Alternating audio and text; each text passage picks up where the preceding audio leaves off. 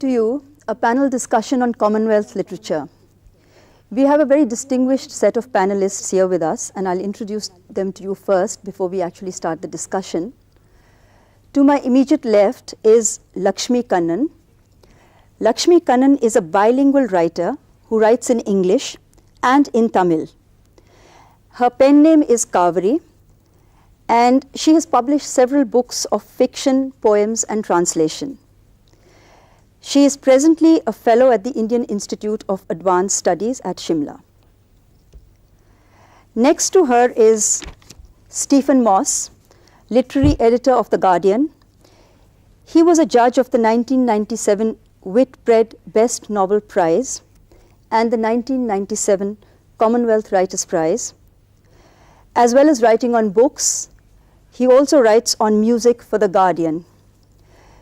Another judge for the 1997 Commonwealth Writers' Prize with us here today is Professor Mala Sri Lal to my immediate right. Mala Sri Lal is a professor of English at the University of Delhi, and her special area of interest is women's writing in cross-cultural perspectives. Her many publications include her book, The Law of the Threshold, Women Writers in Indian English. And next to her is Dr. Shamla Narayan, who has published books and articles on a wide variety of Indian writers in English. From 1972, she has been regularly compiling the Indian section of the annual bibliography, which appears in the Journal of Commonwealth Literature. At present, she is reader in English at Jamia Millia Islamia University. She has also been a judge of the Commonwealth Literary Prize in previous years, as has Lakshmi Kannan and also myself. So I think basically there's a kind of past and present panel of the Commonwealth Literary Prize judges sitting here. And we are going to discuss what Commonwealth literature is, what its status is today, how do we define this category, and the issue of language. Would you say then that the British novel is always somewhere else? Always somewhere else, because if either in America or Bangkok or somewhere else, I mean, would you say that, I mean, because it's so fragmented, it's so different, difficult to generalize? I think just in the way that British society has become very, very broken, having once been rather monolithic, it's now become very personal choice is everything, consumer choice is everything. So the novel has, its concerns have also broken down, as it were. It finds it very hard to come to large conclusions. They tend to be very personal, slightly small-scale narratives, beautiful gleaming artifacts, but a refusal to take on vast subjects, and perhaps in some ways almost a fear of failure, a fear to reach out beyond their grasp, I think. I think that would make it very different for Indian writing from Indian writing in English. I think that's why we admire people like Rushdie, because who are prepared to take on these enormous subjects that go back in time and have a large canvas that use myth, and that I think that's something I don't really see any British writers doing. But do you think that comes from societies being in crisis or something, Shamla? Would you say that? I mean, things when they're sort of on a daily basis, major crises happening, would that generate more creativity of the larger meta-narrative type? I don't think we can really generalize. You know, talking of Indian writing in English, I feel that we should make a distinction between two types of writers. You know, there are the committed stay-at-home writers, and then there are the expatriates. So I feel, you know, the expatriates, you have Rushdie or Rohinton Misri. I feel that they should be categorized with their own, you know, traditions. In the sense, I feel that Rushdie should go as part of British literature. We're very happy to have him. Yes, we're very happy to have him. Or I feel, you know, Rohinton Misri, or especially Bharati Mukherjee. I believe, you know, she's part of the consciously she has become part of the American literary tradition. But she draws on the Indian tradition all the time. I mean, so how do we make a distinction? I mean, it's all very well for her to say one thing, but then what is actually evident in her work is something quite different. No, but there's always, one has always this consciousness that she seems to feel that the real center of literature or whatever is there. While some of the other Indians writing in English, I mean, even it's got nothing to do with their origin or where they stay. You take Shashi Tharoor, or you take Alan Seeley, or I feel such writers, or even the much hyped Arundhati Roy. I feel these writers can be put along with the writers who write in our national languages. People who write in Bangla or Malayalam or Hindi or whatever. I feel there's a major group of writers, especially the stay-at-home ones. I was thinking of people like, say, the older generation, say Nayanthara Sehgal. In spite of her concerns, I feel that her writing is part of Indian literature. I wouldn't say the same of, say, Bharati Mukherjee or Rushdie or, those sort of writers. But if we were to compare Nayanthara Sehgal and Mahashweta Devi, I mean, obviously sort of a lot of critical consensus would go in favor of Mahashweta Devi because of her other concerns and her writing and so on. Would you agree with that, Lakshmi? Agree with see, I think consciously or unconsciously we seem to be identifying certain themes as themes that surface in what is called Commonwealth literature, like the point of view of an exiled person, an exiled consciousness, or the view or the other side, or the view from the other side. No, we began with that, and then she also went on to the name.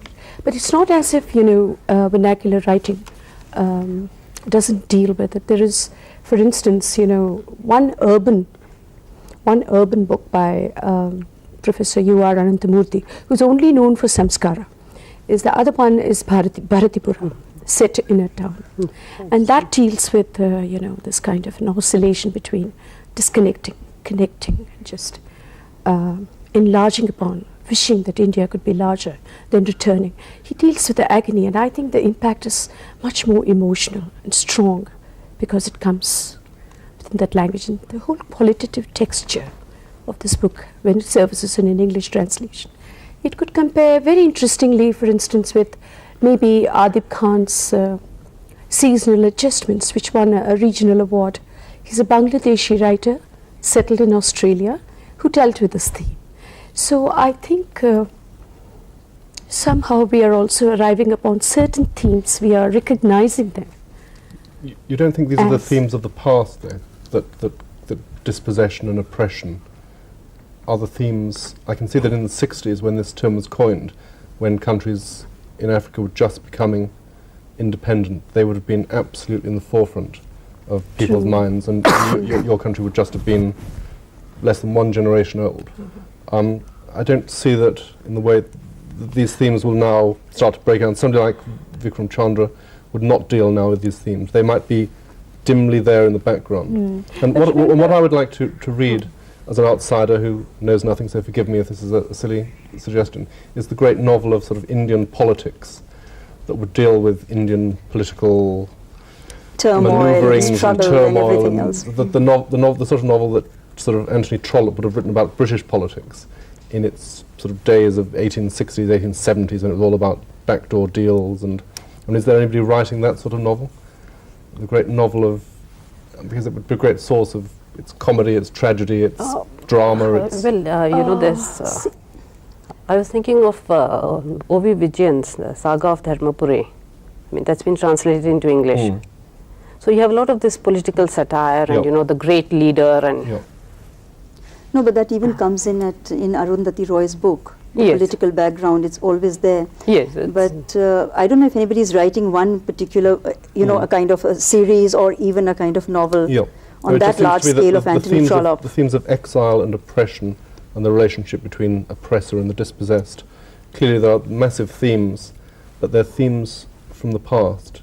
And I would think now the future will look slightly different, and I think you will get people like Chandra coming through who deal with, whose work comes from a completely different direction. Quite a few of them deal with it, quite a few. And it's very amusing, I think it comes with a package of either being a student of English literature or a teacher of English literature.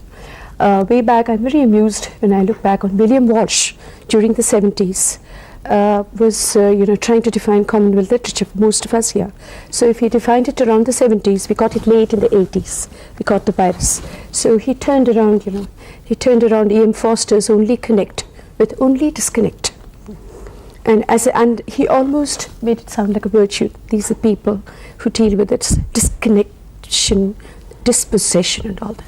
And this is done, of course, I don't have to assure anybody that this is done in the languages, because they're all modern Indian languages and they're being done. All I'm saying is, I think since we've woken up in a very big way to the importance of translations, and we're building up thick and fast a whole body of translations, we could consider, them as a separate classification of Commonwealth writing in translation. I think the comparison would be very interesting. But what do you think, Lakshmi, about the quality of translation and how that matters? For instance, there is a fair amount of political writing in Bangla. Yes. There has been a mention of Mahashita Devi. I can add the name of Sunil Gangopadhyay, who goes back into history, but it is nonetheless looking at power structures, if that's how we understand politics. And then these books, or some of them at least, become available in translation in English. Do you think translation would help the process of disseminating the regional literatures in a positive way, or is much left to... A good translation would. First of all, it would be read by the fellow Indians, which is a great thing in itself. The first barrier is out, and then, of course, across the shores. I feel this is one area where Indian writing is stands apart from Commonwealth literature. I mean, using the term in its usual sense, because you turn to Canada or Australia or even the Caribbean, they don't have this huge mass of national literatures written in their own languages. It's only India which has this, what should I say, unique opportunity, or perhaps you could even call it a huge burden of, you have so much literature in its own languages and so little of it gets into English. And no Indian can possibly aspire to I agree. read it much random. of it. Is it The problem because of then, this, would you say, is practical? It's overwhelming and it's practical. No, and it's all the Not more necessary, translation. No, because you said that there's so much literature in India, Yes. written in different languages. Is that why Indian writing in English never sort of really has that kind of status that African writing in English has? Or is it because that is more political?